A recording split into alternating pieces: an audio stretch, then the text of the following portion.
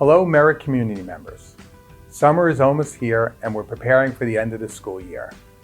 Over the last 2 years, our students and staff have overcome many obstacles. The video that follows features many of the exciting activities that our students engaged in. I hope you enjoy it.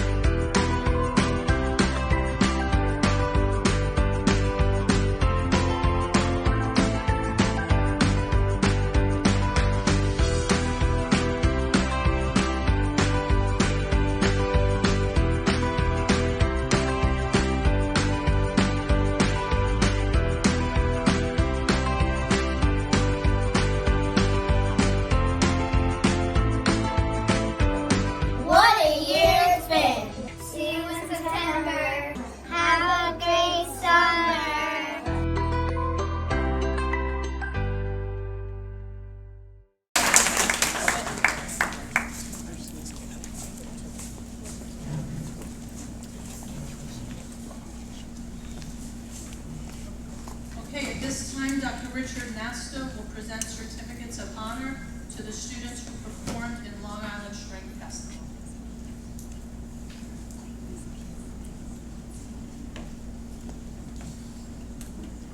You're so far away, you almost had chatted to me. Get my steps in that way.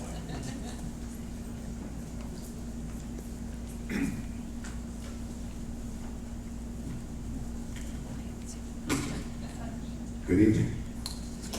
On behalf of the music department, I wanted to take a moment to thank you for being here as we celebrate the accomplishments of your children in their musical endeavors this year. In addition to their achievements, I'm proud to announce that with the support of our music teachers, staff, administration, and you, our Merritt community, We have been recognized again by the National Association of Music Merchants, the MAM Foundation, as one of the 2022 best communities for music education for the 11th year in a row. And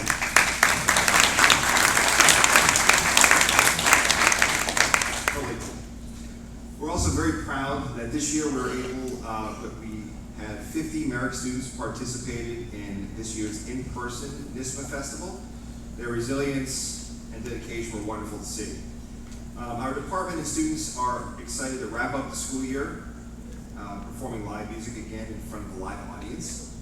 From our 3 schools, they've been busy performing recorded concerts, band, orchestra, and choral concerts, and coming soon, 6th grade moving up ceremonies. We've been fortunate to have, like I said, 50 students participating in NISMA this year, and our students are almost done choosing their instruments for next year. They're ready to hit the ground running. So we're all very proud of your children's dedication and enthusiasm in making Merrick a community where music happens. And at this time, I'd like to recognize 4 Long Island String Festival Association student participants and 1 student who participated in the NMEA Performance Readiness Virtual Workshop. Following the presentation of certificates, we'll have an opportunity to take a photograph. So once again, we'd like to thank you for your continued support and of your child's academic and artistic achievements. So congratulations to the following list of students. We have Takumi Roger, Justin Guzmano, Nicholas Rooney, and Ian Dancer. And our NMEA Performance Readiness Workshop participant is Solberg.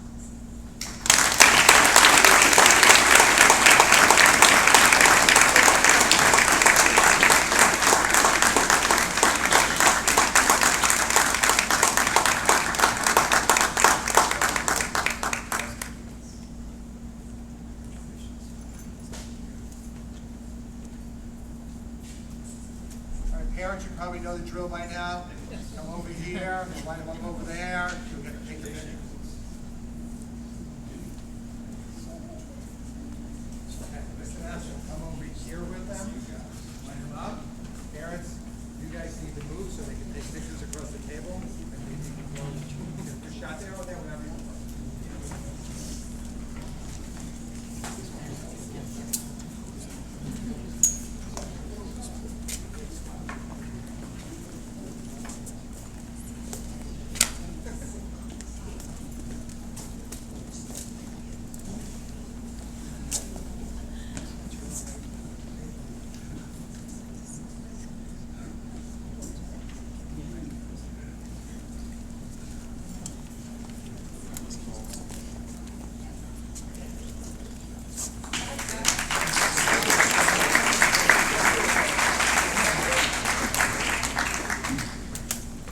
And as everyone's taking their seat, just one more piece of good and welfare. Congratulations to Carrie Cantor on the graduation of her son David from Dartmouth College.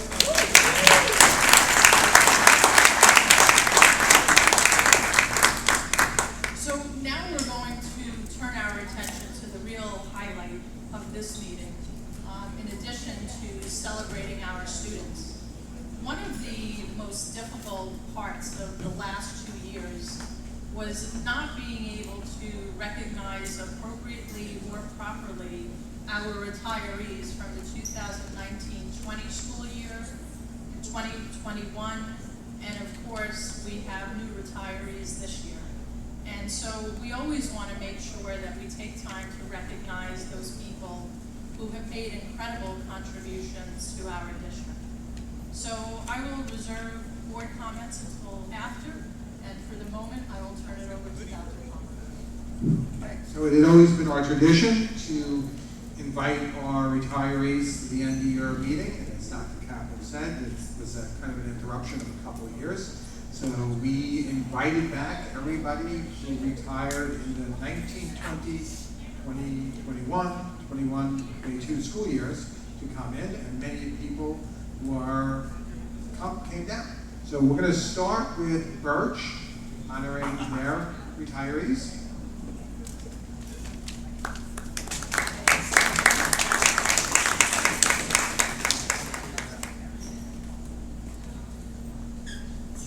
Okay, call up all your people. Get them up here.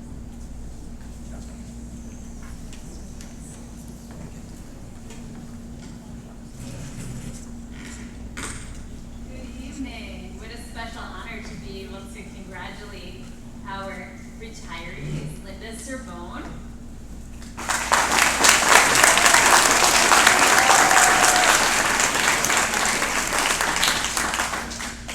Johanna Cohen.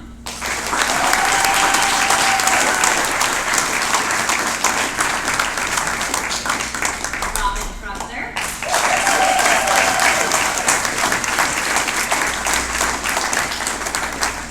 And Ada Chan.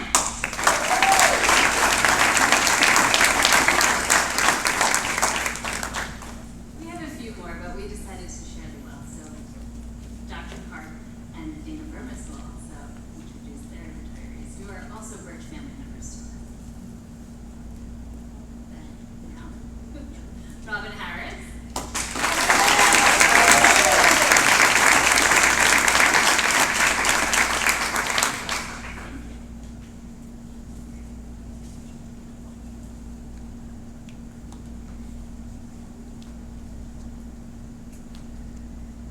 Mrs. Sorbonne's expertise as a reading specialist built a strong foundation for our most struggling students, which became evident through their remarkable progress. Her commitment and the impact she made on her students was admirable. Mrs. Sorbonne was a leader among her peers. Her colleagues regularly sought her out for ideas, opinions, and materials, myself included. She always supported them with whatever they needed. She was relied upon to help acclimate new teachers to her department and always rose to the occasion as a brilliant mentor. Mrs. Sorbonne was the first to share materials and strategies with our teachers, whether in the hallway or through IST, but more importantly, she provided her time and encouragement, which proved to be exactly what everyone typically needed. Students who had the privilege to be under Mrs. Sorbonne's wing were so very lucky. She cared deeply for her students and embraced each of their unique strengths. She created a welcoming environment where learning could take place. She was always their greatest advocate. Linda's students will never forget the experience she provided to them thanks to her hard work and dedication. I too am changed, having had the good fortune to know her in a professional and personal capacity. Congratulations.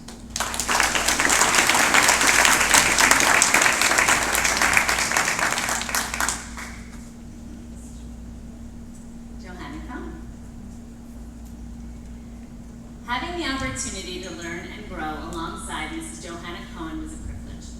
She is a gifted teacher whose mission was to share it with her students. She is not just a teacher, but a learner.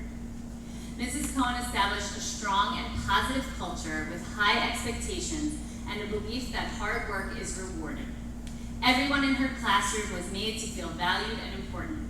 Students were encouraged to share and felt comfortable doing so because they were met with respect, gratitude, and encouragement. She highlighted the brilliance in her students at every chance she got. It was often her brilliance that brought it out of them. Mrs. Cohen had a tremendous work ethic which extended far beyond the requirements of the school day. She prepared for her students extensively, examined their thinking, and offered feedback. One of her most valuable practices was reading books alongside her students. The excitement and intrigue she generated for her readers was immeasurable. She was their mentor, a role model, and an inspiration. Over the years, Mrs. Cohen welcomed teachers into her room, exchanged ideas, and modeled her enthusiasm. If teachers learned one thing from being in her classroom, I believe it was how much a true love for teaching can influence and change our students for the better. A student once told me, only 2 weeks after beginning in Mrs. Cohen's classroom, he had become a better reader. When I expressed my surprise and pressed him for a deeper understanding, he said, "Well, I'm in Mrs. Cohen's class." Johanna is supportive and trustworthy and a champion for her students as well as her friends. I am grateful for the countless moments of guidance and advice she offered to me throughout the years. We are so fortunate and changed to have had Mrs. Cohen in our corner. Congratulations.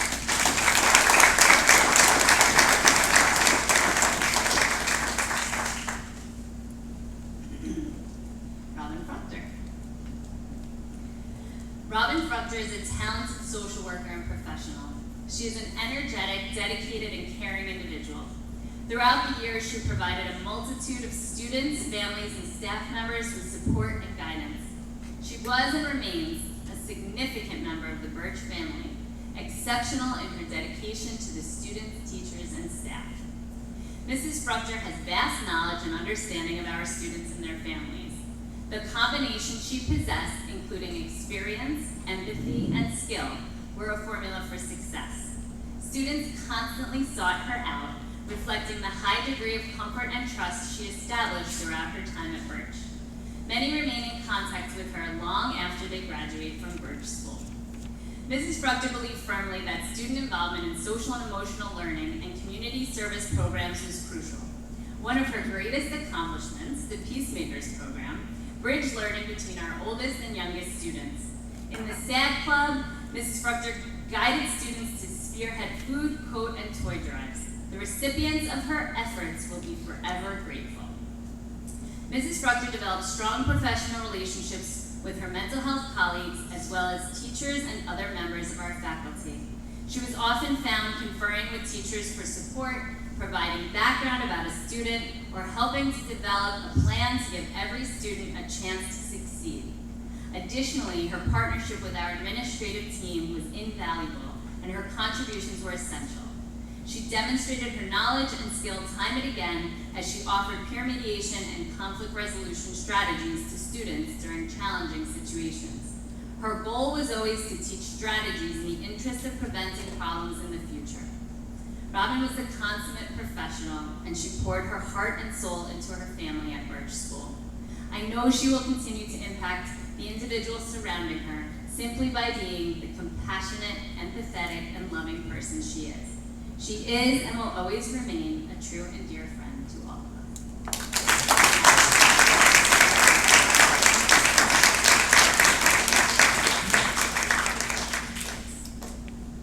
Good evening. It is my honor to be able to write this and share this about Al Chan. You have left a lasting mark on us all, and your special touch has not yet been replaced at Birch School. Over your 15-plus year career at Birch, you made it a point to do your job at the highest level and take pride in the fact that you knew how important it was to have our building safe, clean, and ready for our children and staff each day. I admire you for your commitment to your students, to your staff, and to the building. You did not only leave a mark on the building and the staff, you touched the lives of so many students and future students through your commitment to celebrating Chinese New Year each year in our kindergarten. Your dragon dance is one of the most memorable moments for our young Birch Beavers. Their excitement radiated with smiles and cheers as they celebrated alongside their peers as you danced through the halls. Although Carrie and I have kept the spirit alive, you will never be replaced or forgotten. And the dragon lives on in the Beaver Dam. Adam, we wish you the best of luck, fun, excitement, and most of all, relaxation and happiness with you and your family in your retirement. Thank you for everything you've done for us.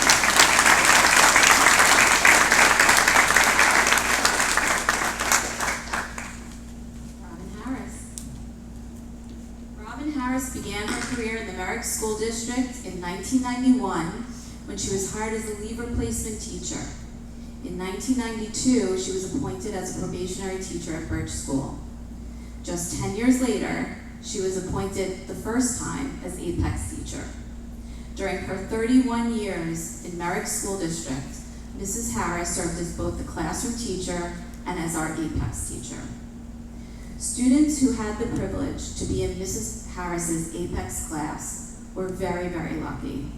She established respect and a strong rapport with students and their families. She created a safe and welcoming environment where learning and intellectual risk-taking could take place. Her students experimented, questioned, challenged themselves, and grew during their time with her. Over the years, besides being a classroom and Apex teacher, Mrs. Harris facilitated annual parent orientations, presented at the district superintendent's conference days, facilitated in-service courses, participated in various report card committees, facilitated the STEAM Enrichment Club for students, and supervised and organized math Olympiads. Mrs. Harris has been an integral part of our school district, and she will truly be missed by the hundreds of students and families she has impacted, but also by her colleagues, the administrators, and the staff she has worked alongside for 31 years.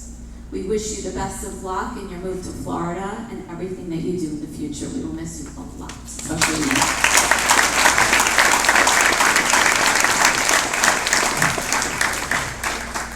Just move down a little bit, and we're gonna bring up the next group. Jim, why don't you come up and do yours? Dana, you're on deck next.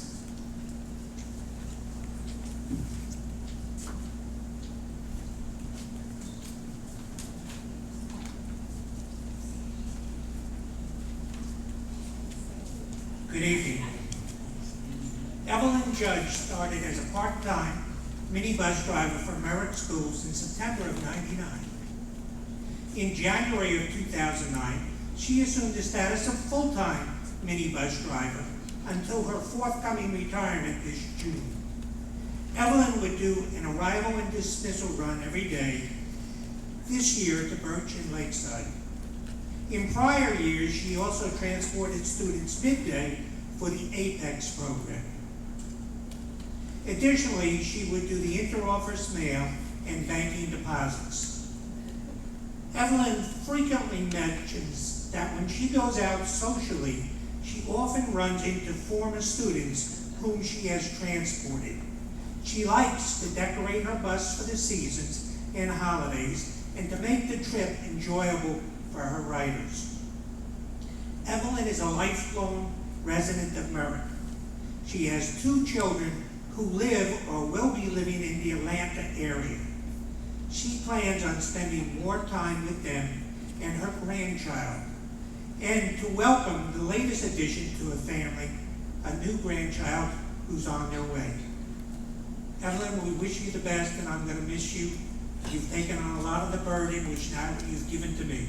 Sorry, Jim. It's fine, Evelyn. Best of luck.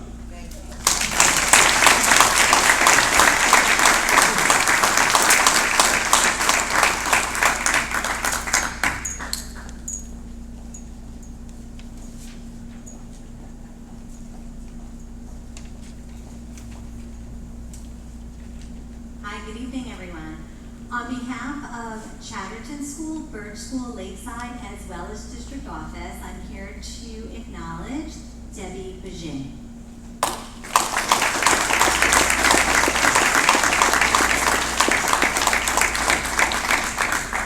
Debbie has worked in the Merrick School District for 16 years and retired in October 2020. Debbie's role as a library clerk aide was an important role as she worked in all 3 buildings in Birch, Chatterton, and Lakeside.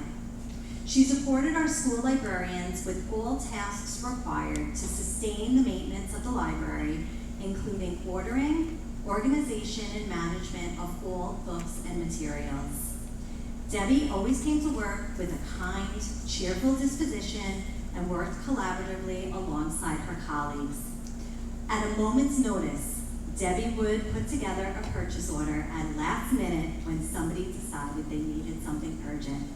Nothing was too small or too big, and Debbie was always there to help everyone.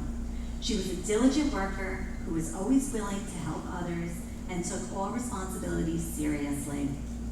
Debbie Bajing was an asset to the Merrick Library Program, and we thank her for her service to the Merrick community.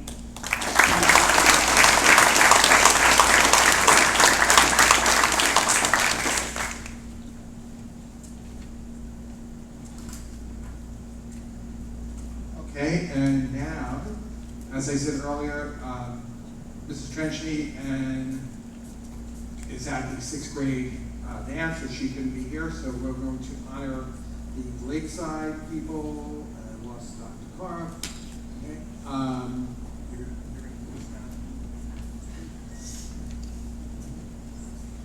So Lakeside crew, Scott Del Rocca, Alexandra Muzak, Mary Walters, Susan Watson, and Sari. I still haven't mastered how to say your last name, so Bob, please come up.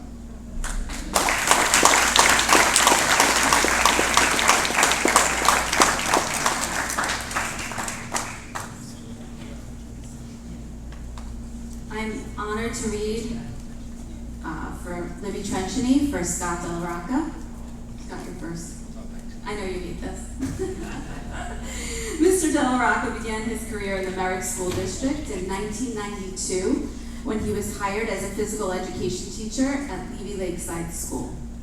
Through his lessons, Mr. Del Rocca works to instill the value of health and fitness in all students.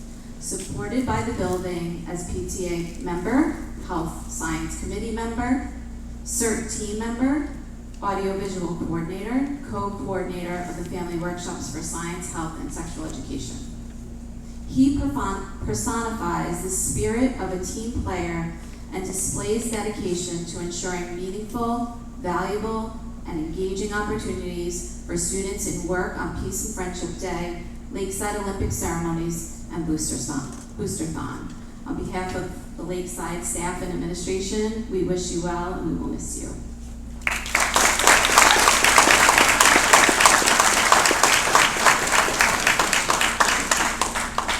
Alex Muzak, welcome back.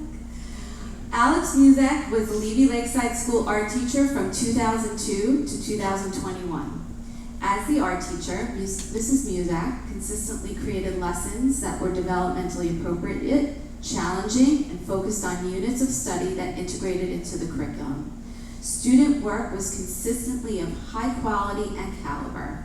In addition to her role as art teacher, Mrs. Muzak planned and prepared the district art show, prepared student work for the board recognition art display, fostered a collaborative relationship with the Art Partners program with Nassau County Museum of Art, and planned and facilitated student work in the legacy projects that adorn our school building.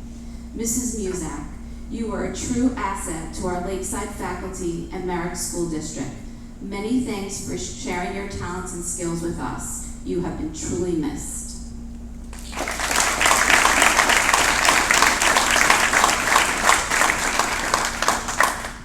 Before I go into the group that I'm going to read about, I just want to say something about Alex. So some of you, because of COVID, have gotten more of a look in my office than you normally would, because I've zoomed from my office. And if you notice behind me, there's a bunch of handprints. When I first came to the district, they asked me what color I wanted to paint my office, because it hadn't been painted from when the previous superintendent had been here for at least 9 or 10 years. So I said white, and they were really puzzled why anybody would want a completely white office. And when I got here, I talked to Mrs. Trenchany, and she sent me directly down to her art teacher, and I said, Alex, could you get the current kindergartners to put their handprints on my wall? And frankly, I expected a mess of little kid handprints all over, but we lined up the kids with the help of their teachers, a variety of TAs, and Alex. She made the perfect border around my room of little 4- and 5-year-old hands in the beginning of September in 2012, I think it was. And if that wasn't enough, when those students were 6th graders and they were about to exit, I said to her, can you do it again? And we brought them in and we had them repeat it, some of them with truly adult-sized hands, much bigger than my hands covering it. And I think the funniest thing about that, if you recall, was many of them were sure they knew exactly which hand was there from 7 years ago, including some of them who didn't go to school here. So thank you, Alex, for that wonderful job in my office. It's still there. I have many meetings with superintendents from my office over Zoom, and people always comment on how great the hands look behind me. So thank you. And it's a reminder to me every day that I work for small children.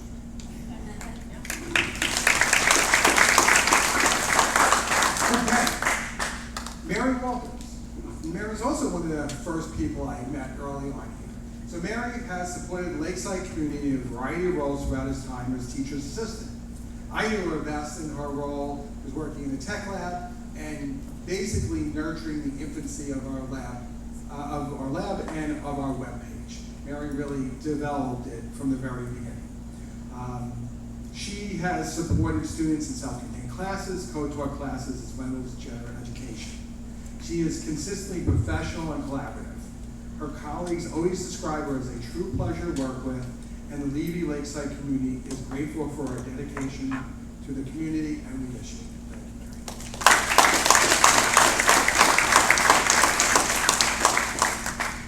Susan Watson. There you are. Oh, we didn't see it. Okay. Susan, throughout her time at Lakeside, she's an integral member of the first grade team at Levy Lakeside School. She sits the classroom teachers in all areas and is highly supportive of students' academic, social, emotional needs, particularly during lunch and recess. Mrs. Watson was a consummate professional, supportive of her colleagues and students. Additionally, she is a gifted artist, and there are many of her works around the building still. I have a great card to the Board of Education that she drew, like keeping by me. Her beautiful work can be seen throughout the building. Mrs. Watson, thank you for sharing your gifts with the Lakeside community. We are forever grateful.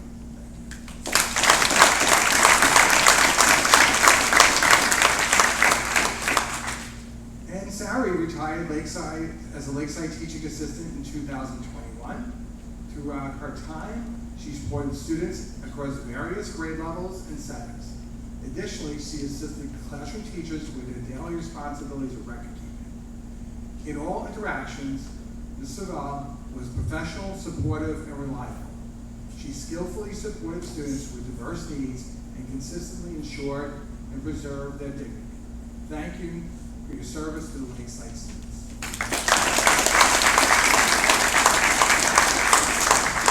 Can we do one thing before we take the picture?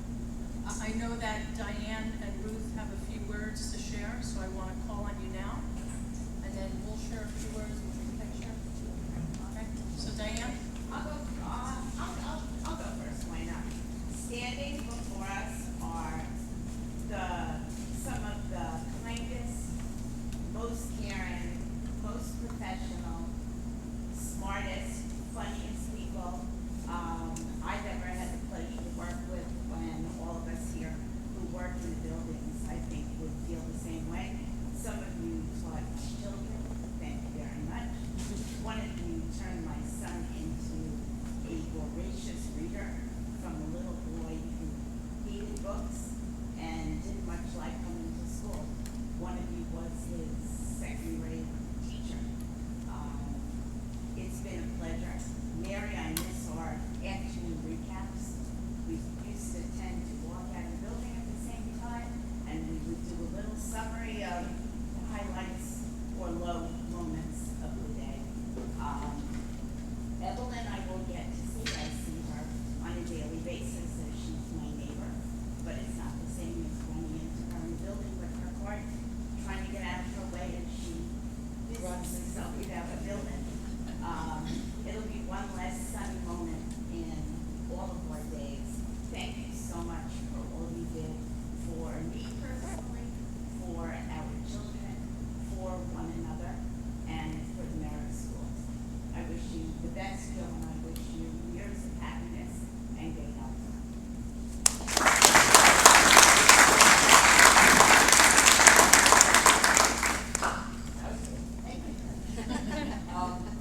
I don't have as much to say as Diane. You all know that a lot, but I don't have as much to say as Diane. But what I want to wish all of you is we had the senior walkthrough today in the buildings, and the kids came back 7 years after they were in my class in 5th grade, and I guess 12 years after they started here in Merritt, and they were astonished. First of all, at how small we all looked in the building, but they couldn't get enough of the building. And it's because of all of you and all of the teachers and TAs and custodial staff and nurses and the administrators and secretaries and all the people who work in this district, that those kids came back like in a throng of students just walking through, smiling, taking pictures with teachers and kids. They couldn't get enough of this place because of the incredible impact that you all have on their lives.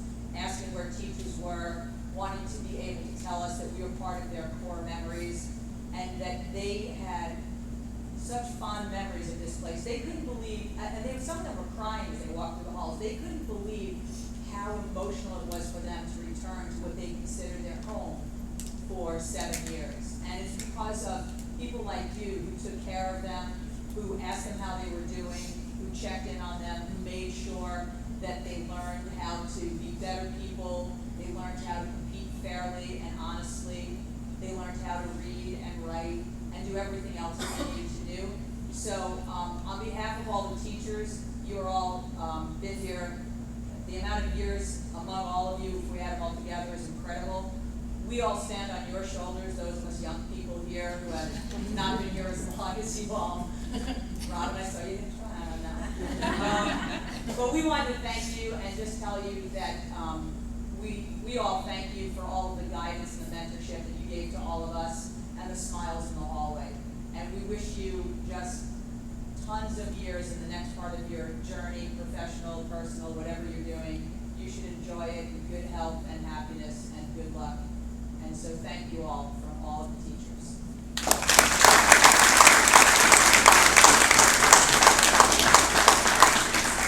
Thank you. So before I just share some comments on behalf of the board, I think we would be remiss if we did not thank your families that are here tonight.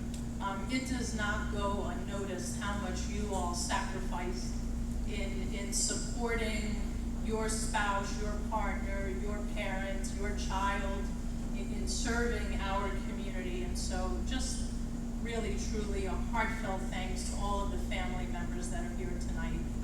We so appreciate the sacrifice that you made for us. So thank you.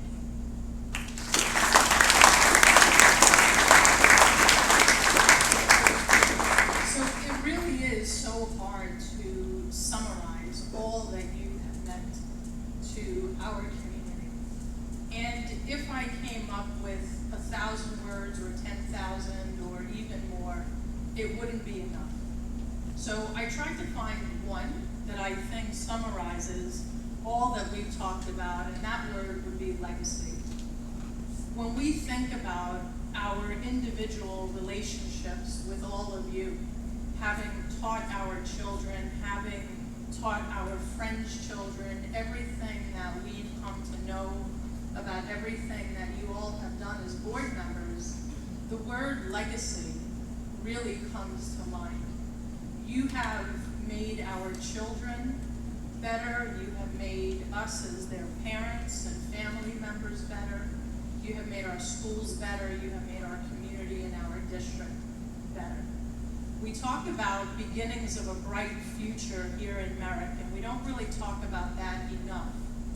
But when I know we have talked about this at different points in time, when we think about, where our children are and who they are and what they have accomplished and what they will accomplish, none of that would have been possible without all of you.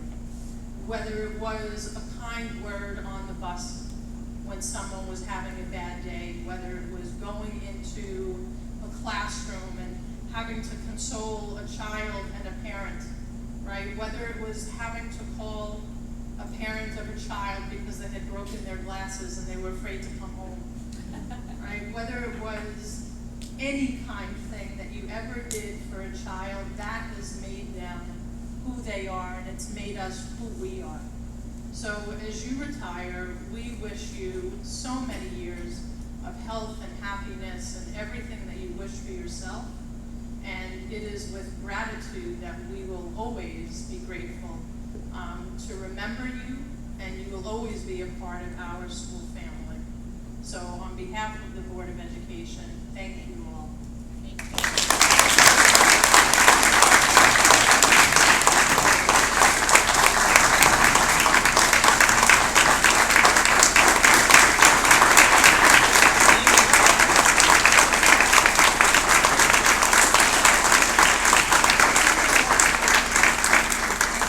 Thank you, and later on, those of you who are already retired can give me some hints. We're going to try to line you up in some format that we can take photos. If somebody believes they are particularly good at that, please go for it. All right, Paul, this Why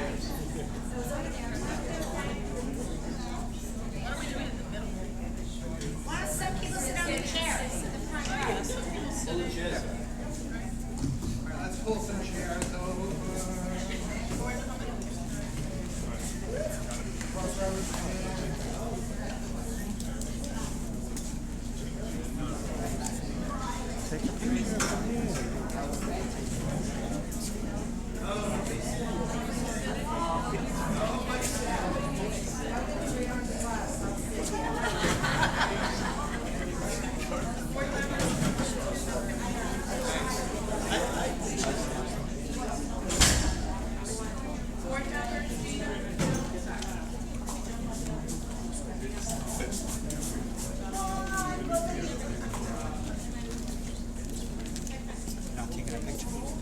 My son's taking a look very relaxed.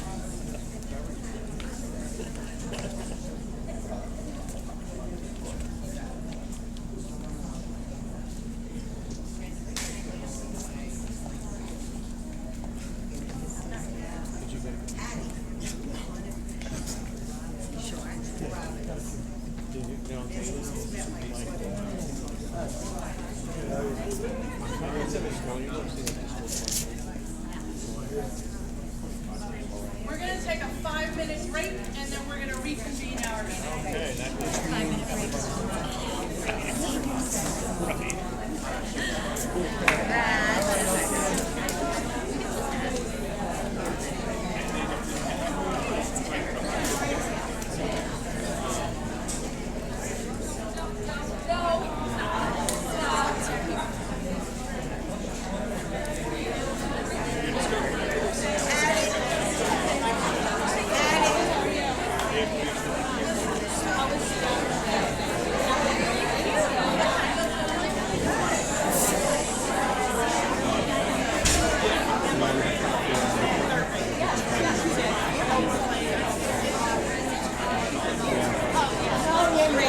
Superintendent's report.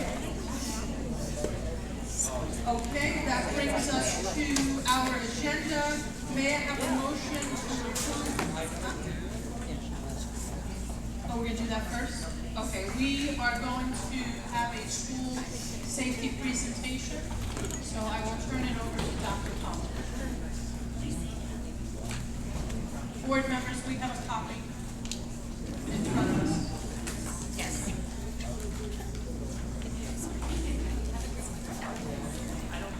Boys, okay.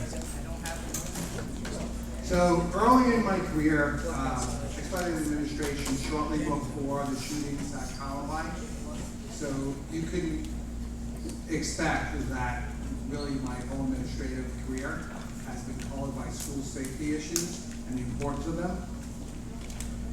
School safety has always been a significant priority in Merritt School District from long before I came here 10 years ago. The district was one of the earlier adopters of concepts like cameras in schools and a greeter at the front entrance, especially in elementary schools where it really was relatively unheard of. We review our safety procedures continuously. Recently, I sent an email to community members to hear what their concerns, questions were. This presentation will cover many of the responses I got, but certainly not all, and many of the items that I don't cover are things that I'll be reviewing with the administrative team and the board and the various people that we talk to about safety to substantiate our plans.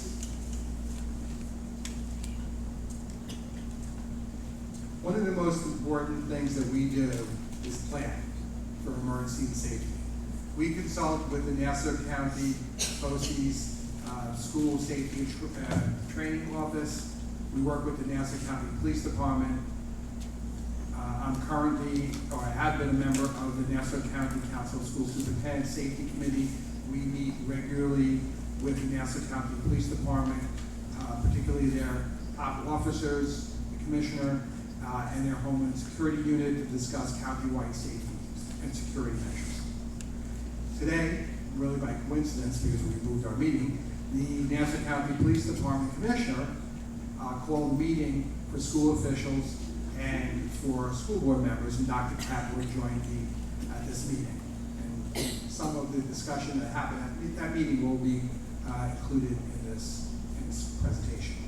We contract with Altera's Consulting Group. They're experts in school safety. They work with many school districts within the Hudson Valley area and also into Nassau and Suffolk County. They provide ongoing training to our staff and administration. They help us with planning, and they debrief with us about security concerns, both in-house here and across the country. Our security technology is provided by a company called ILS, and our guards by Wisdom Protective Services. Both groups keep us abreast of industry standards. Recently, I also met with a representative of the Jewish Community Relations Council of New York, Community Security Initiative, and we'll be talking further in the summer to find some of their ideas. Among the questions that I received were some questions about how Nassau County operates. Each school district is assigned a member of the Homeland Security Unit as our liaison. There is, I think, 4 covering the county, plus some backup guys, and a lieutenant to their unit. They provide site reviews, feedback on drills and security needs, ongoing security advice. They're available for us 24 hours a day, 7 days a week. And to witness that, I did wake up one of the unit guys at 4:30 in the morning one time because we had a specific question here. And he answered his cell phone, which was right by his bed, did not complain. They also notify schools of police activity in nearby areas that may impact our schools and students. And over the years that I've been working on this committee, their work has become more and more sophisticated in relationships to schools. The school superintendents have really worked with them to understand what concerns we have in schools and how they can help us, and they really built a very strong unit to address these concerns. Now, I don't want to give the impression that Homeland Security is only responsible for schools. They have many other roles. They work with various religious groups in the community and many, many other things as well. We also have POP officers who are assigned to us. They assist us in day-to-day issues. They're also available to advise on safety issues. There are 4 POP officers now in each precinct that share the work of the various school districts in the district. We have great working relationships with the local patrol officers and the detectives from the 2 precincts that cover us. The 1st precinct covers Chatterton, and the 7th covers Birch and Lakeside, and we work very well with their officers, including their inspectors back supervising each of the precincts. They are, again, also a phone call away. Every time an inspector changes, they give me their cell phone number, and we call them whenever they need it. They are there for us at all times. At this morning's meeting, Commissioner Ryder discussed response time. He indicated that in emergency situations, it is 3 to 5 minutes all throughout Nassau County on average. If any of you have ever heard the commissioner speak, he does like to joke, and he said, of course, if you call me and say that your car was broken into, don't expect a 3 to 5 minute turnaround. This is what we do in emergencies. Recently, there was a false alarm of a lockdown in a neighboring school district. Unfortunately, their lockdown system had an electronic glitch, and people from that district and from Homeland related to me that within a very short order, this 3 to 5 minute window, there was a couple dozen officers on site at their school. They were prepared to go in. By that point, they also began to recognize that this was not an active shooter situation. Administration to the building had connected with them, and things were coming out. But they didn't know going in, and they were ready to go. The commissioner showed us today what every police officer carries in a sector car. They carry a Kevlar helmet. They carry additional body armor in addition to the vests that they all wear. They have heavy-duty body armor that they carry with them that they are supposed to put on in these emergency situations. They all carry semi-automatic long rifles in their trunk, and they carry a variety of breaching tools to make sure that they can get in wherever they need to get in. And they were adding additional breaching tools, I think, come September. Right now, police are involved in what they call intensive patrols. They are making sure they are highly visible at schools throughout the county. This has been something that they've done more and more over the years. If you are familiar with police patrols 6, 7 years ago, if a police officer stopped by at the schools, I got 25 parent calls about why there was a police car in front of the school. Now it is so routine that I rarely get a call because the police are here very, very frequently. One of the directives that the police are being given, and this came from the commissioner today, is that they're supposed to begin to more heavily do what he is calling park, walk, and talk at schools.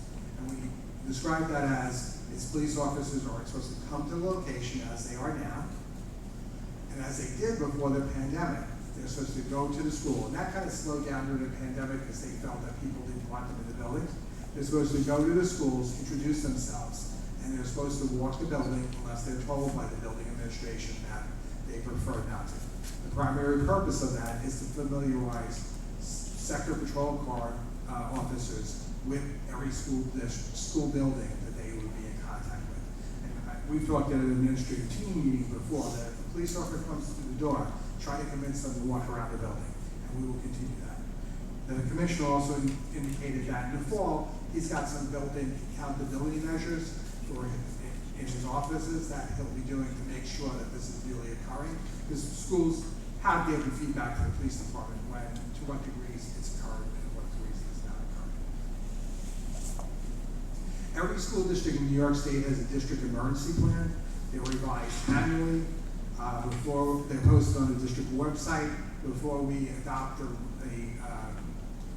revised version each year, there's a public notice placed up and people can discuss it.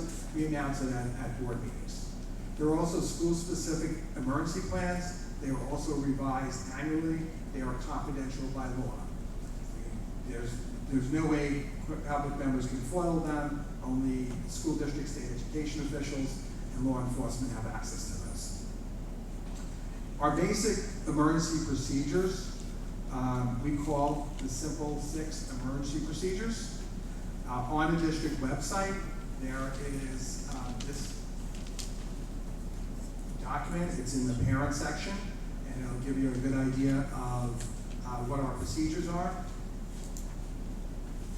Each school has a school emergency response team. Each school has a school emergency response team, and we have a district emergency response team, which both are made up of representatives of the various professions in the school building. We train those teams, we debrief with those teams, and we look at our drills and other events regularly.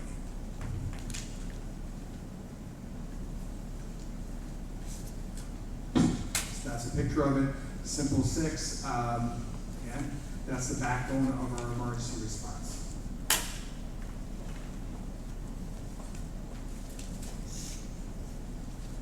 All staff members participate in training on the Simple 6 emergency response procedures at the start of the school year. If we don't do it live, which we used to do before COVID came around, we have people participate in a webinar as a refresher. Drills are conducted with staff and students to develop muscle memory for the procedures. This also helps build clear expectations of what to do in emergencies. During probably the drill that people have the most concern about is a lockdown drill. During a lockdown drill, our staff and students are trained to go to a pre-designated portion of the room, which is the most out of sight of the door view. Our doors are kept in the locked position. Doors are locked in an emergency room, in a lockdown. And kids are basically trained to remain quiet in that safe area until the lockdown drill is ended. A lockdown drill is only ended when law enforcement enters the building, and we walk around with law enforcement opening the doors. TAs and staff are also trained in procedures to use at lunch, in the lunchroom, and at recess.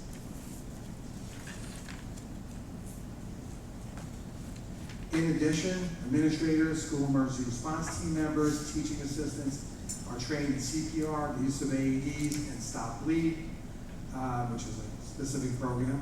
All staff members are trained to administer EpiPens, and our mental health staff do regular training with all of our staff members on health and wellness issues.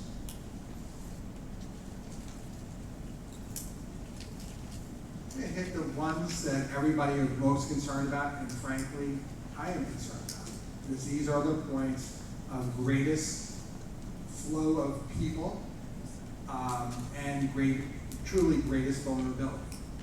Arrival, dismissal, and large events. These are difficult times.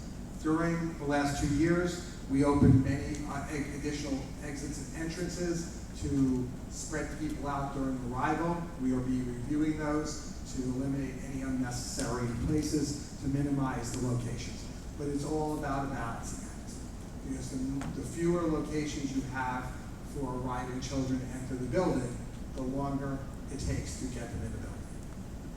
We want to move in efficiently and quickly to avoid having people outside the school for any length of time. Traffic safety is probably the more common concern. Anybody who has dropped their child off at school knows it's not you who dropped them off, it's the other person who drives terribly. It is a great difficulty that we have trying to keep everything organized, traffic moving smoothly, and get children into the school as quickly as possible. Dismissals, basically the reverse. I ask that people do not linger at the schools. When I mentioned earlier that I talked to a safety official who works with synagogues and yeshivas, and kind of voiced the same concern with me. At that point, when the services break up, or when the kids are arriving or leaving the school, is one of his greatest concerns. And of course, after any religious service, it's a little hard to tell people, all right, now get out of here, go, move along fast. But please, if you're at school during arrival and dismissal, drop your children, pick up your children, and move on as quickly as possible, because we want to dissipate the numbers of people there. Large ceremonies are very difficult. One of the few upsides of COVID is I didn't have to worry about live ceremonies for 2 years. Now we are back. We are instituting some of our old procedures about checking people when they arrive for events. And we have 6th grade moving up ceremonies coming. There will be hundreds of family members. We will do somewhat to control those events, but we truly acknowledge that it's not the same level as control when we bring kids into school and lock down our doors.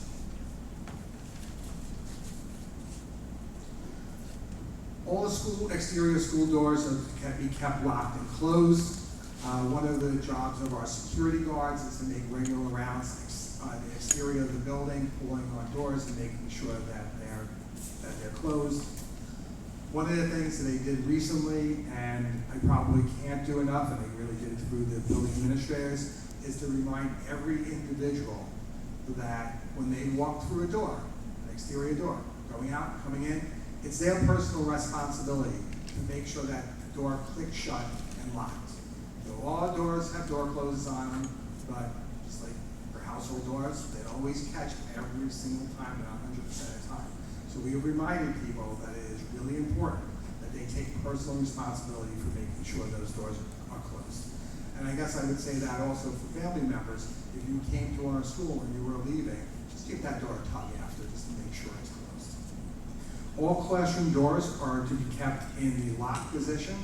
I encourage, but do not insist upon, doors being locked and closed. We get a little pushback about kids going to the bathroom and going places and having to get back into the room. So there is a balancing act between whether the doors will be in a locked, closed position or just in a locked position. Locked so that there's no fumbling with keys or thumb switches or anything. In an emergency, the door just gets pushed closed and it's done. When people are entering the school, public is supposed to enter through one location for the most part.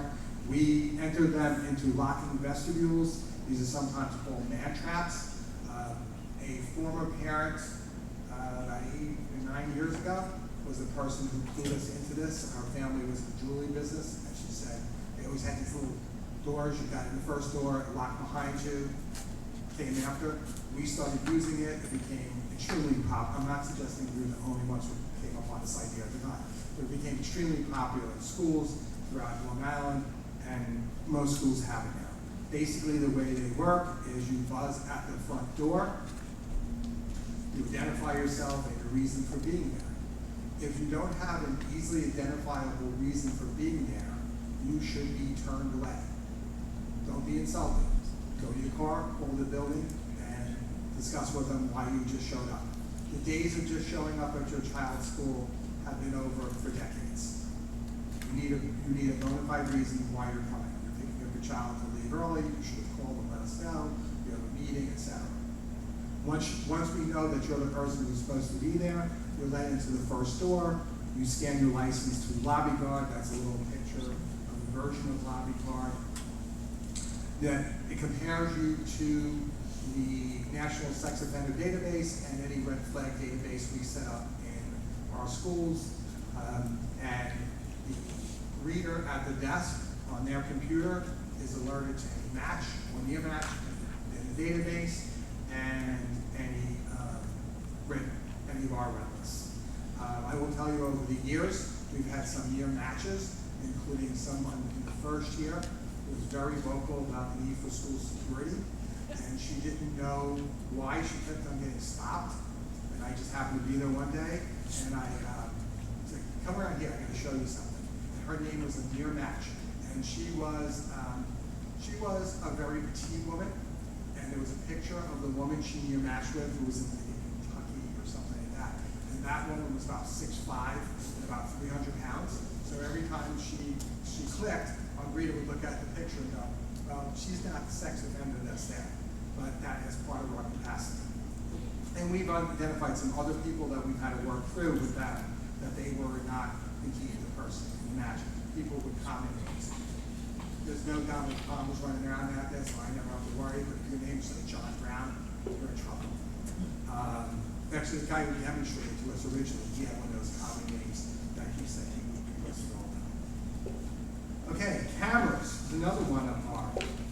Oh, and so after your cleared badge prints out at the reader's desk, you're allowed in the interior door.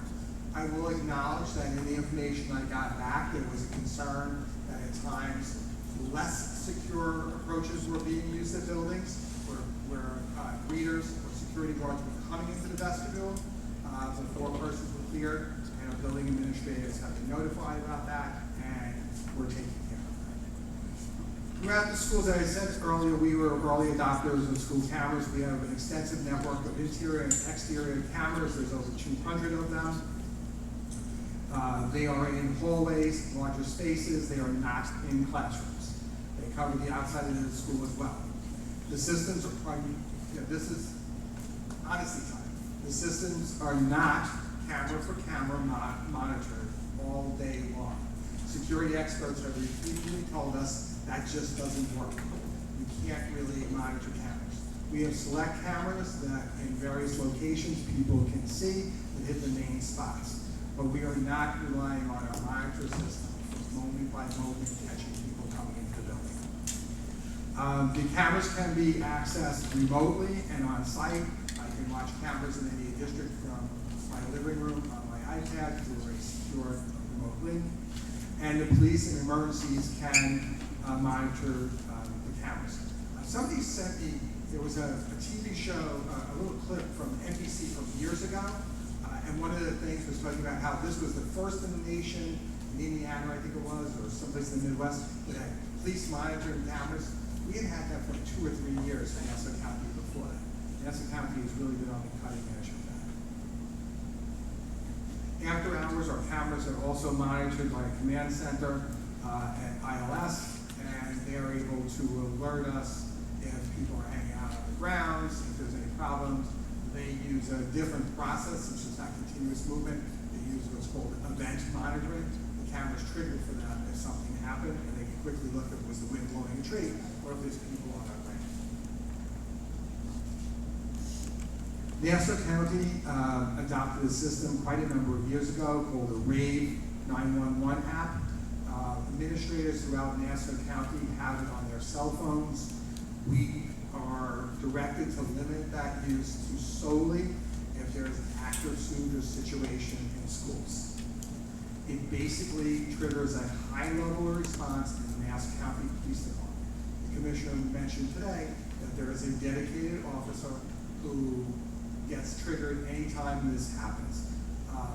And it brings up maps of the schools, it brings up our cameras in the police dispatch unit, and they get an immediate response. The other piece of it is that it allows the user of the app to communicate to the police department either verbally to a dispatch operator or to text back and forth. And the operators are trained not to speak first to make sure, you know, if I set this alarm off and I'm hiding under a table with an active shooter in the room, they don't want to alert that active shooter. They wait for us to speak, but we can also text them and give them from in the building information. As I said, they have, the first responders have access to the cameras. The police department is also moving in an additional direction.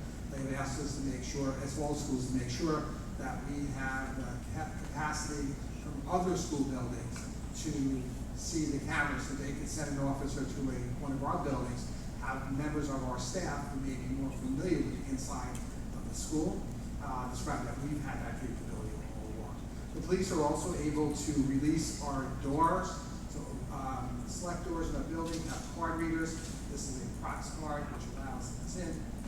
It is time limited on once you hit it, how long the door stays open. And different people have different times of the day of the week when they're allowed in, and limits on which buildings they can get into.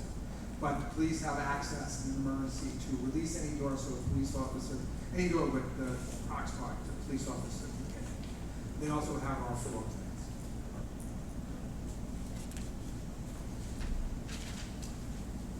Something when you're leaving a school, if you haven't seen one already, it kind of looks a little bit like a fire alarm. There's one right out in the hallway there. Those are code blues. They summon the police. They go through our command center. They call the police. But also what happens automatically is if someone hits that button, it basically triggers a lockdown in the building. A lockdown announcement is triggered with a little horn and the voice of our building administrator repeatedly saying lockdown. These card readers are blacked out. They're no longer useful. All emergency doors, all the smoke doors, there are magnetic pieces closed. They do not lock because they are smoke doors. They can't be locked because of emergencies. But they close. Blue strobes go on outside of the building to warn anybody who's outside the building not to have to re-enter. And now the police are alerted. Everybody goes into their lockdown procedures, bringing children in. Our staff, part of the lockdown process is they are trained. A couple of parents have asked me, they are trained to sweep the hallways. They're to look out in the hallway, as long as there's not shooting going on by them. They're to quickly look out in the hallway, and there are specific staff members who go to the bathrooms and check for kids in the bathroom. They sweep up our children and they bring them into class. It's a different process for elementary school children than might happen in a secondary building. And in that kind of emergency situation, the police would access our cameras. Oh, the most important thing, and I really have to give credit to House Harris, because they really hammered this point from our very beginning work with them, is that every staff member knows that they are empowered if they have concerns to hit that button. And it's a statement that we need to repeat over and over again. Every single person can hit that button without worry of repercussions. I would rather it be hit, bring the police on down, if we have the slightest concern that do not.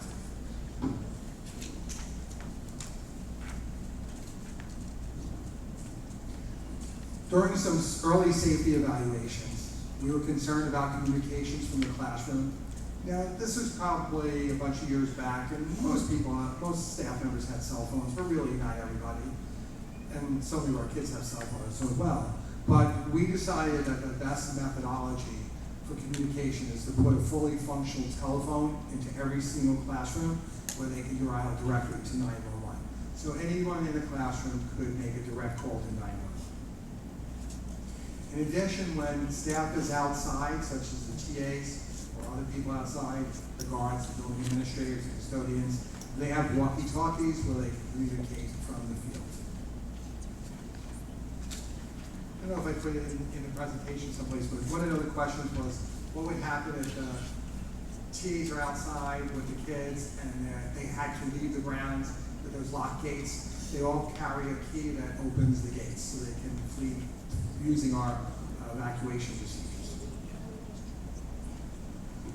School buildings all have widely placed smoke detection systems and specifically placed CO2 detection systems, which are monitored by a central command center. Our building is equipped with entry alarms on all the doors and motion detectors in all the rooms. So, often a question I receive is, what happens if somebody comes in through the window at night, the motion detector goes off, the police come. What happens if somebody speaks in the building when CYO is having basketball and tucks themselves into a classroom, the motion detectors go off, the police come. After hours, as I said earlier, our cameras are monitored by triggering events, and they are also able to connect a triggering event, such as an alarm or a motion sensor, with the local cameras and kind of take a look around to see if anybody was coming in.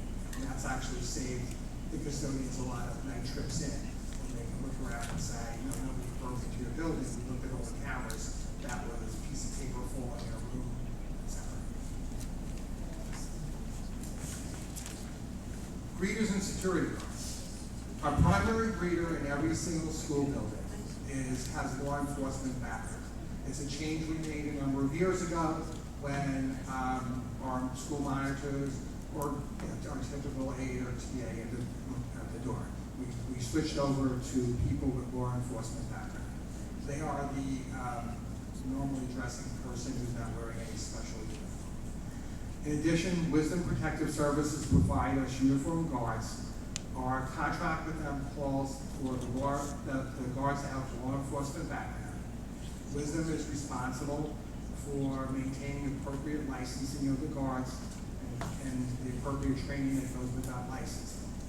This year, we upped the ante and we had the guards meet with our consultant, who was Paris, to have some conversations about the things they were seeing, they thought needed to be training, and some of our consultant's suggestions from his work throughout school districts.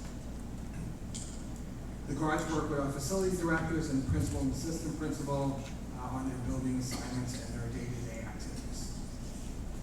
We have added in the past night patrols when there's increased activity, so summers, weekends, and that's really in response to vandalism, kids being on the grounds, etc. Many of the responses I received asked about the idea of armed guards. Multiple times we've reviewed that concept, and generally the recommendations from law enforcement, from safety consultants, is not to go with armed guards. And today, the commissioner addressed that issue.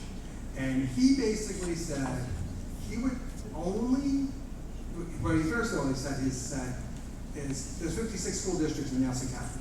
You all operate in your own silos. You're all going to do whatever you want. You're all going to respond to your particular community needs and to your communities and to your thoughts on these things.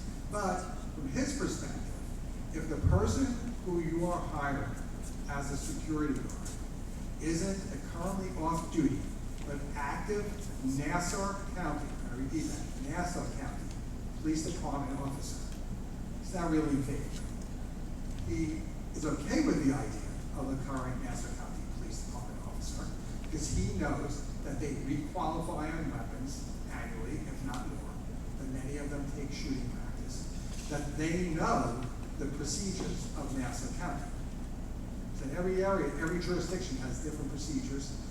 A retired officer from any community may have last trained a long time ago, and his view is, unless you limit it to that group specifically, he's really not supportive of the idea.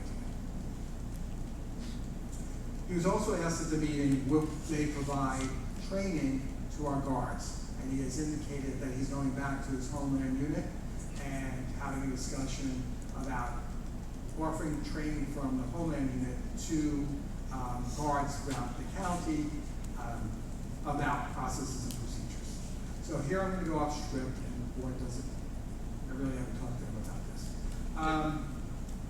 You know, a lot of review about this. I am fully in favor of the idea that Nassau County needs to develop school resource officers. They don't need to be police officers. Police officers are expensive. They have enough difficulty bringing their force up. And he told us they're approved for 2,300 officers, and at the peak in his time as commissioner, it hit 2,100, and they have another class coming out, but they really haven't been able to fully staff up to the 2,300 even. So they expect them to also bring in, it's about 425 public schools in Nassau County, plus private and parochials. If you're going to staff with police officers, even at one per school, you know how big this school is, but think how big Kennedy, Calhoun, and Memphis are. If you only staff with one, they probably need like 1,000 additional officers to do that. That's not going to happen. It's not going to happen soon. I'm of the view that they could use alternatives like county public safety officers, to a training academy and training for those individuals, and if there needs to be cost sharing with school districts, I certainly think this board would support it. I think probably most of the family and staff members out there would support if there was an appropriately trained and supervised safety officer in school, armed or unarmed. That would be a decision for another day. That would be something that we can all support. And I think that's something we need to be talking to our elected officials about as time goes by to move them into play. You know, because I was never trained to supervise law enforcement officers. And I don't think the building administrators really want to be responsible for whether someone can literally shoot straight or not. But it is something that we will continue to review as time goes by.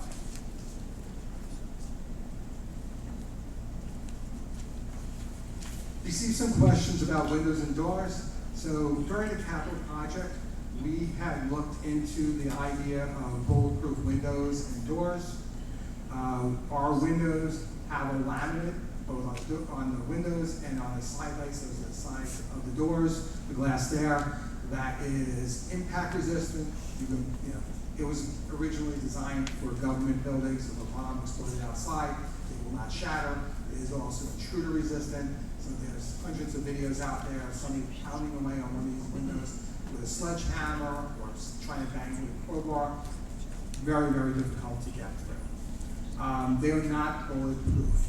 We reviewed bulletproof, and our architects in essence told us that the weight of the windows would require all new windows, and there may be some structural issues with our building because they were not designed to support bulletproof windows throughout the district. So we went with the laminates.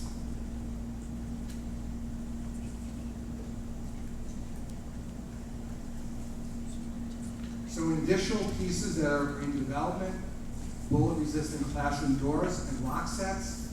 We have been searching for about 5 years or so for doors that both met a level of ballistic resistance and that were fire resistant.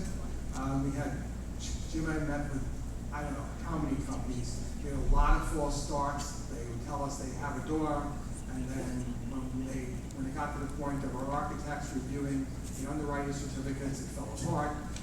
Finally, we have identified there is a door that meets that criteria, and the company is in process right now of giving us quotes on how much that would cost to do and the feasibility of doing it. The district set aside money a number of years ago for this process, so there's money set aside.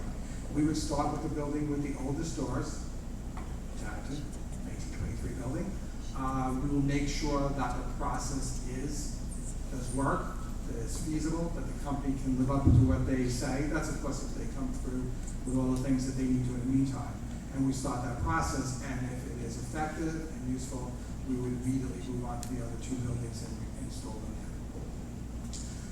Part of the far end of the capital project has been to redesign the Birch and Lakeside main offices. If you have children in either of those buildings, you know that there's just a lot of glass in the front hallway side of the door. And none of that is door resistant. It's all safety glass. So that would come out and a more secure wall would be put up in that place.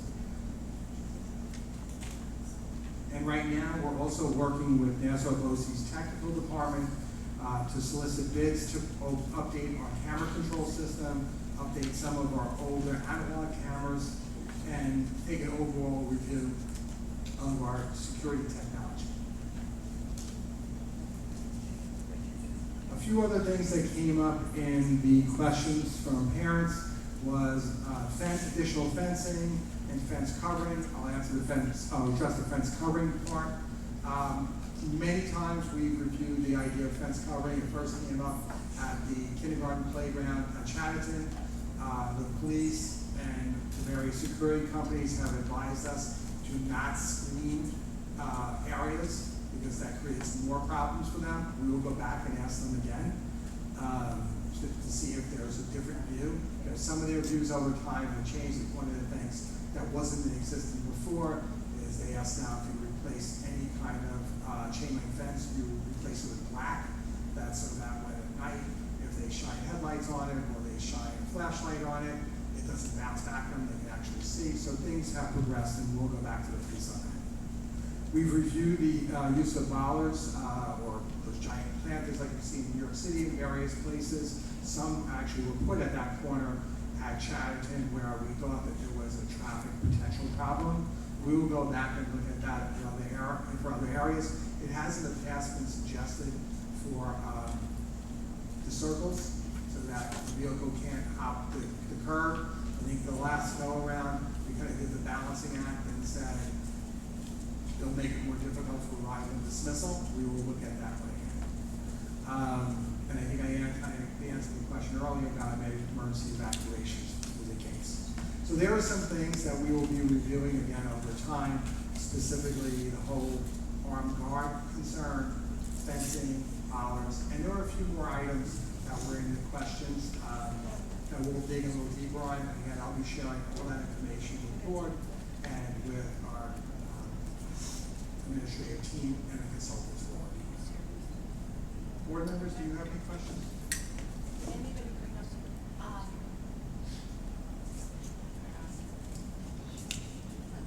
it has, it's, when you enter the building, it's not the, Lobby. yeah, the lobby guard, that's it. Did anybody question that? Well, there was a question that one of the buildings at times was not effectively using the screening process, but As an extra, like, barrier, did anybody, we don't know. yeah, we've been using it. It's like at sporting events, it's not so much like a metal detector, it covers a bigger space, maybe outside, anybody bring that to? Oh, like an awning or something like Yeah, that? it's Close a to- what was that? It's a metal detector? Yeah, it's a metal detector, but it's not like the old fashioned ones, I'm trying to look up the name. Yeah, metal detectors, one person threw metal detectors into it, I didn't mention it, it was one recommendation. That's been something that really the police and other security people have suggested is viable. It becomes a game of how to circumnavigate a metal detector, and then you need enough of them to keep your flow going appropriately in the schools. So I'll pass around what I got to the board, but it's more you don't have to go in one by one, and it's something that places outside. The resident sent me the information about it, and I'll pass it along. Send it I'll on, pass it along. and we'll look at it. Again, I just want to make that point, and especially after Sandy Hook, which happened, that disaster, that horrible experience happened a few years into when I was here. We got a great deal of fantastic suggestions from community members that we implemented, and many of our safety procedures have blended in what our community members were suggesting. So always feel free to email me with your ideas. Yeah, I'm gonna get the name here, and then I'll pass the whole article on to. Yeah, anybody have any questions on the presentation?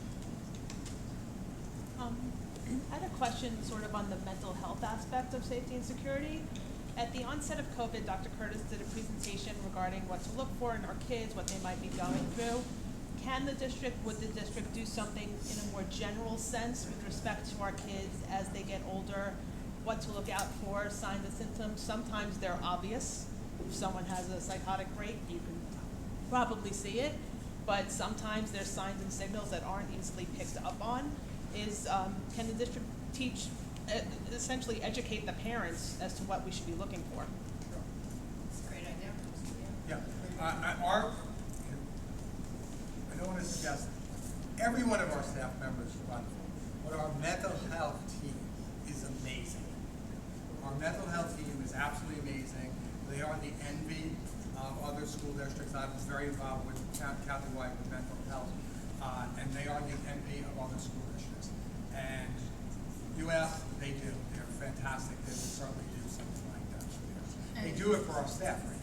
Yeah, and when the children are older in the high school district, there is intense focus on identifying children who are experiencing issues, but I think we would all agree we are not everywhere, especially on social media, where our children are. So it's really having conversations with them also, and this actually just happened in the high school district, where someone came forward because someone in their friend group had posted something of real concern. And so in the high school district, the kids don't necessarily know it, but anything on a school issued device is tracked, but not on a personal device, right? And so it's important to constantly have conversations with our children to err on the side of caution. If you see somebody say something, report it forward, because you never know. Okay? Thank you. Great presentation, and thank you, of course, for your focus on this over many years. Never gets old, fortunately. Okay, motion to approve items B1 through, an addendum. I have to ask the board to addend number B4. That is, let me just make sure. Jamie Wolf, our tenure period is actually September 2nd, 2020 to September 3rd, 24. And to addend number 5, Crystal Lopez, her salary is actually BA step 3. So if you can move it as addendum. Yep, items B1 through 36 with the addended items. Is there a second? All in favor? Aye. Okay, item C1 is just for information, budget vote results. The board has to, Oh, okay, so item C1 are the election results. Congratulations again to Jen Schatzman and to Jiggle Piston. So items C1 and 2. Motion. Second. All in favor? Aye. Okay, just want to acknowledge donation to the summer rec program from the Merrick Teaching Assistants. Items 3, recognition of the Forever 9 Foundation. Thank you to Jill and the Robbie Levine Foundation for training the majority of the teaching assistants district-wide in CPR and in the use of AEDs. As we know, this training allows our staff to be best prepared in responding to emergencies throughout the school building, during recess, as well as in the cafeteria, as well as any place else that they are where there's an AED and there might be an emergency. We know that has come into play, so thank you for that. I'd like to have a motion for items C1 through C1 through 8. Motion. Second. All in favor? Aye. Okay, motion to approve items D1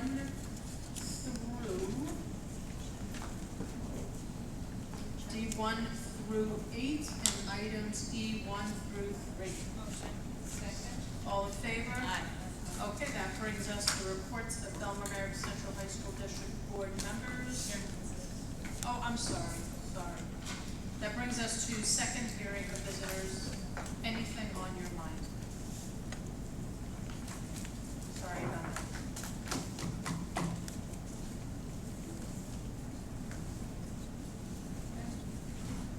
Okay, Jessica Cruz.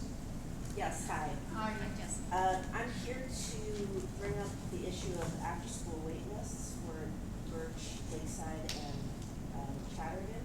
I'm one of the families that are on a wait list for the after-school program, and the fact that there is a wait list, I think, shows that there's a need from the community to have a program expanded to serve more than 100 students, which is currently licensed to do. And so I'm here to ask the board for authorization to expand the program or advise how we go about doing that. Thank you. Yeah. So, Mary Cornelius had called me today because she knew this concern was gonna come up. The age-old problem is that the after-school program is licensed for 100 students per building. I have for 10 years said to them, to her predecessor and to her, you want more space, we'll give it to you. But then they kind of cycle back to they have a hard enough time staffing for the kids that they have now. So it's their license? Well, they would need to go for a license revision, which I don't know how easy or difficult that is, but their concern is that if they went for a license revision, they would have difficulty staffing it anyway. So I will have another conversation with Terry to see if they want to go forward with it. But I know that they have even worse problems than we have with staffing. Yeah, I spoke to the regulator of the OFCS, and she said they do have a license for 100 students, but they can request to open an additional room. She didn't make it seem as if it was something difficult. It was just, you know. Staffing is a real issue. It's not, they've said that before, that the program has told us before. She gave me a flyer today to send out to our staff again to try to get people. How many students are on the wait list? Our staff. I don't know what. At Birch, my daughter is number 9. I don't know what the total now. I did ask about, going to other schools in the district, and that's when I learned that they had wait lists as well. So maybe we can find out how they recruited not only us, are they going to other districts? And they reached out to component districts? Maybe if they put, an ad in the local newspapers, they would get teachers from other districts that want to apply. I know of Maybe we need to push local high school students and college students who are working in the after-school program. So maybe if they apply for the change in license, then at least we have an option. They could advertise, and then if they get people, then they can do it. It just seems like their hands are tied if they won't. Thank you. Thanks for to that. Okay, Gina, reports at Belmar Merrick Central High School District Board members. So June is a very busy month in district. We started June with our first Wednesday of the month board meeting, where we honored the all-state conference basketball player. So that was very good. Her name is Haley, and I don't want to say her last name. Guerrera. Yes, thank you. We also honored the valedictorians and the salutatorians, which was, we read a little blurb about each one of them, and they're 6 amazing kids. They really are doing well. Tonight was the MAP program. So MAP is the Merrick Alternative Program. Tonight was their graduation. It's the first time Nancy and I are missing that graduation tonight, but they're having their graduation as well tonight, so we're very proud of them also. And at every board meeting at the high school, we have representation from each of the schools, including MAP. The students give an update similar to what our students do here, so we recognized them and said a little bit something about them and gave them a gavel. Do you have one up there, Nancy? I do not. You do not. Well, they do. So they'll be going to college with that. We also I've been accused of using it though. Right. We also recognize Ed Corona, who has been our president for the past year. He was my vice president when I was president the year before that. And I have to tell you, he did a great job. It is not easy, as Nancy knows, and as I know, to be president of the Board of Education during a pandemic, but he did an amazing job. The superintendents also did a little briefing on our security and what we're doing in the high school for security. And of course, if you have any questions about them, they are open to emails or phone calls about that. And then we ended the month with the prom on Thursday, which was a beautiful day. So those students who had to go through a pandemic in their sophomore year, and then really had a tough junior year, and then came back in September and really had a great year this year. They had their proms on Thursday. No issues. I didn't hear any issues at any of the proms, so we thank the students for putting that all together. And then we ended with rain dance, prayers, and everything for Sunday. We were all very busy monitoring that on Saturday afternoon and night. But the graduations were great on Sunday. The sun came out just in time for the 2:30 graduations. I went to JFK's, and all the speakers were really wonderful. And that's how we ended this week. So it ended on a very nice high. So it was great. And for any sports fans, we had 3 Long Island championships last week. Metham girls softball, Calhoun boys baseball, and the district girls flag football team. So, Great. First time ever. First time ever. Yeah, this is the So first year pretty we've had it. incredible. Legislation. The legislation session has ended, so there's nothing to report. Okay, reports of board members.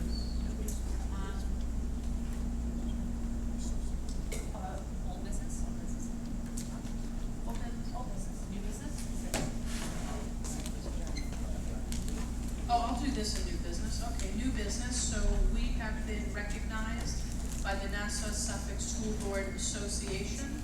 They presented us with a certificate, Merit Board of Education in recognition of extraordinary dedication to effective and responsive governance during unprecedented times. So this is a tribute